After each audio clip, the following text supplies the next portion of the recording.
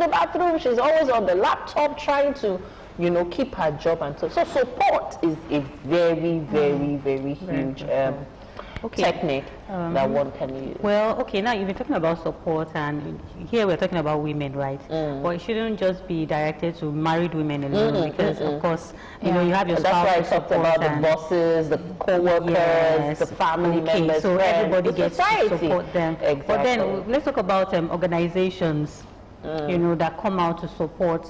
Either it's women or girl child that probably have no parents, especially maybe orphans and all that. How, you know, how do these organizations get to empower, you know, their youths, probably especially singles? Let me use the word singles. You know, that don't have any support at all.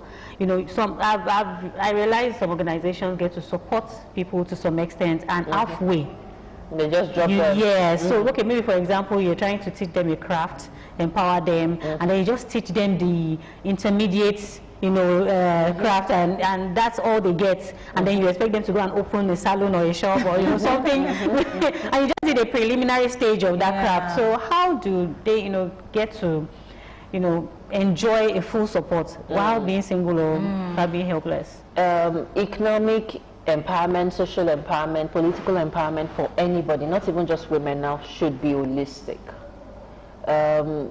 There's this call out that is currently brewing. It's one of these first generational banks, and then we hear that they empower people, they take them on trainings, financial trainings, they ask them to submit their proposals, all of that, and that's where it ends.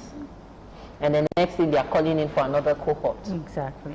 And so people are beginning to say, like, why make us go through all of those things if we are not going to be providing the support till the end? Yeah. You know, and that's the definition of development. Development must be a sustainable one. Yes. If development is not one that is sustainable, either on the part of the beneficiary or on the part of the person giving out the development, it's not a development anymore. It's like baking a half cake. Exactly. You know, and when you have an halfway baked, how do you use that for a birthday party? You can't use it. So you would either sit down and eat it in the confines of your home, and you know, all of that. So it has to be holistic, it has to be sustainable, and then it also has to be inclusive. It has to be accessible to those who you want to be the beneficiaries. That's when you say a development program is sustainable, has reached that level where you say, oh, a woman in the rural area or a woman in the urban area have equal access to this program. They have equal access to this project. I was going to ask that, sorry to cut you short, because I feel like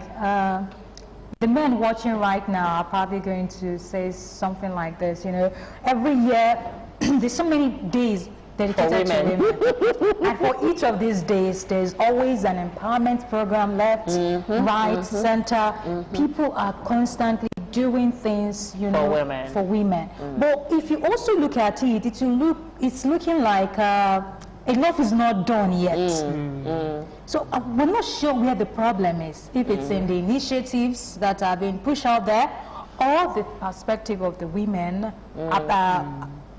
approaching or collecting all of these initiatives and benefits for their development.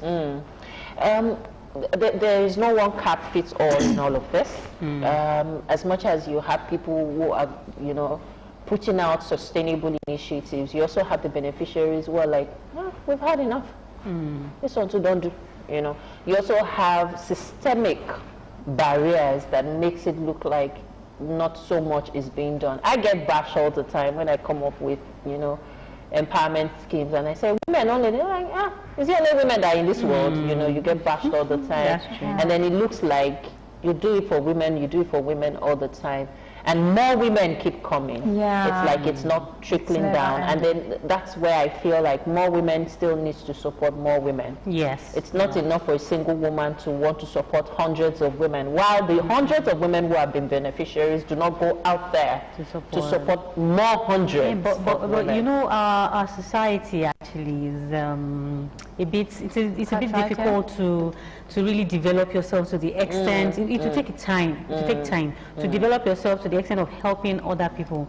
Because, for example, you empower a woman and then you now expect her to immediately start empowering other women. That's not possible. Especially if you look at what you use in empowering these women. I've seen women who, you know, they learn a skill, for instance, and they have to go all out to get established. And so what a lot of organizations are doing now is that when they teach you a skill, they get you settled. They call it startup kits. They give you a startup kit, and then they monitor for a period of time to say, okay, how are you faring? Where else can we support you?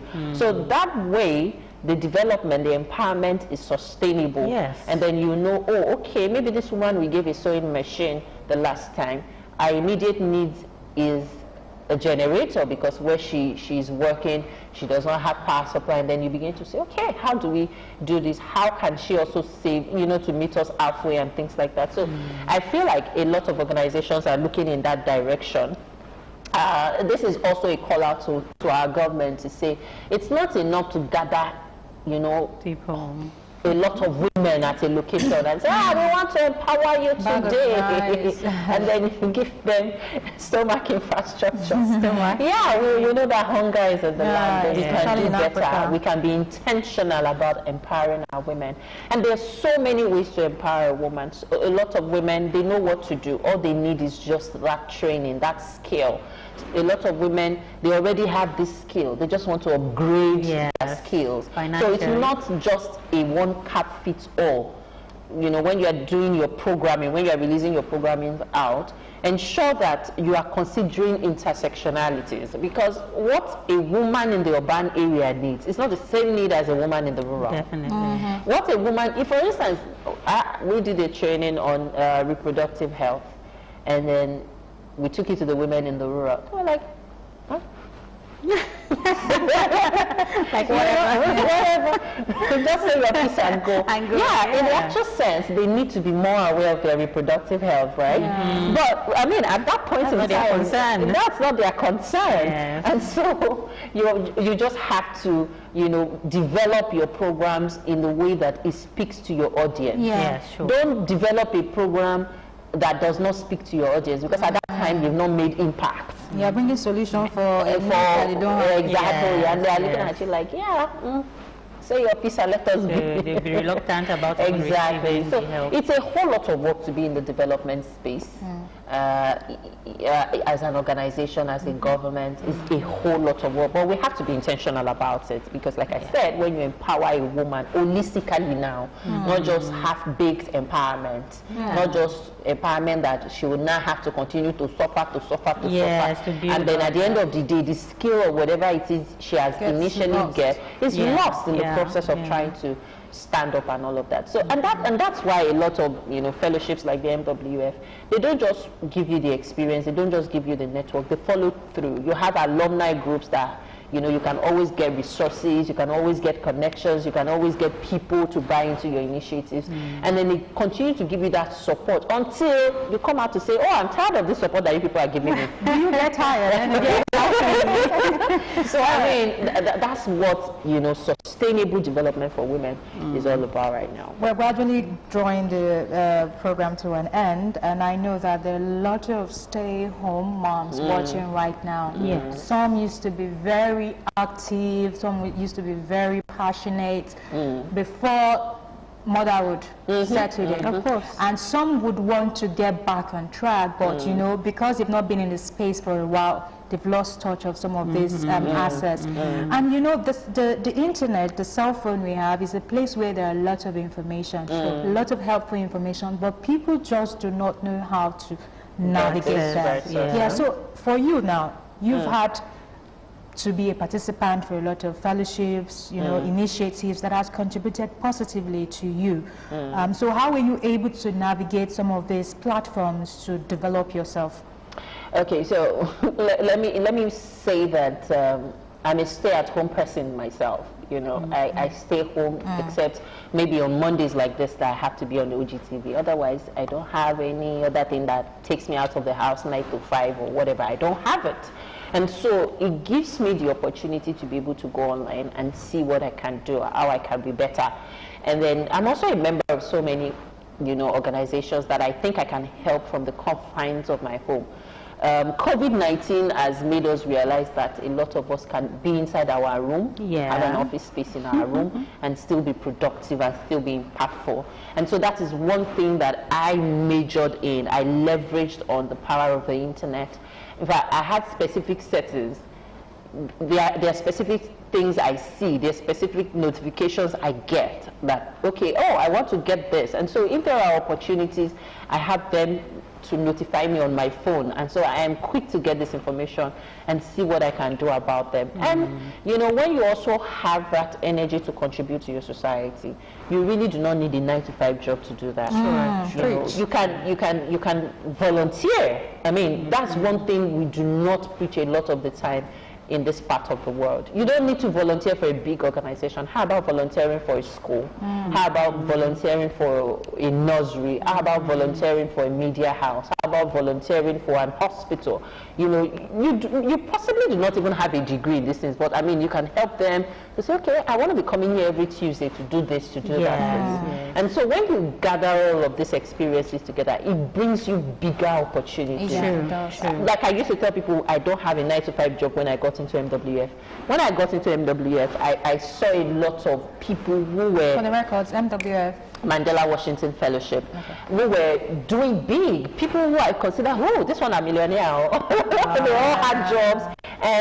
But I was volunteering. I was trying to see where I could contribute my little quota. I was trying to see where I could be of impact, regardless of my disability, regardless of my gender, regardless of whatever it is. Okay, so sorry to cut you. What advice would you now give, to women that believe that their source, their all, their support is their man? Okay, so you're going to wrap up with just 1 minute on that, because another individual cannot be your all, especially a man. We were talking earlier, and I told you about expecting too much from your partner. No, don't put it's not Jesus. Don't cast your burden on him. So, all right, take up your yoke yourself. Take it up. It's yours. Just go out there and develop yourself. And you must say, it means that the works of your hand will never deny you when you needed them. So be useful to yourself, be useful to your community. Do whatever it is you can. People are seeing it, people are watching it. The universe is watching. Exactly. And so the universe has a way of repaying you back when you do this thing. That's the truth. All right, ladies, I must say thank you so much for making today a great one. It's been a great conversation with your opinions and thoughts, and I believe our viewers out there have gathered 1 or 2 things for themselves. I also want to say, let's do this again. We will. All right, thank you too for watching. It's Ladies Rendezvous every Monday, where we bring you these beautiful ladies. We explore topical issues as it affects our everyday lives. My name is Miriam Usman. Bye for now. Bye.